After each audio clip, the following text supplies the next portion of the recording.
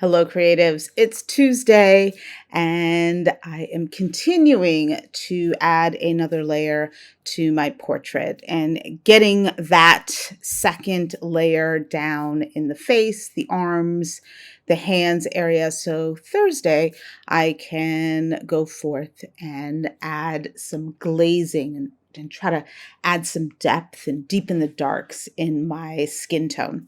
Another area I'm trying to adjust is the arm that's up here, which I feel like it's a little off. Not a little off, it's a lot off.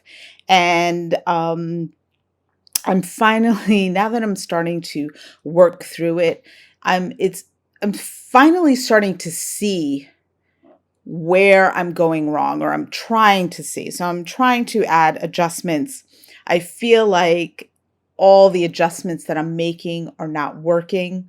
So I'm going to basically take a photo of it, put it side by side with the reference photo, and try to decipher where I am going wrong. And this is just a great exercise if you find yourself stuck with your portrait and you're looking at it and it's like it's just not right. It's not right.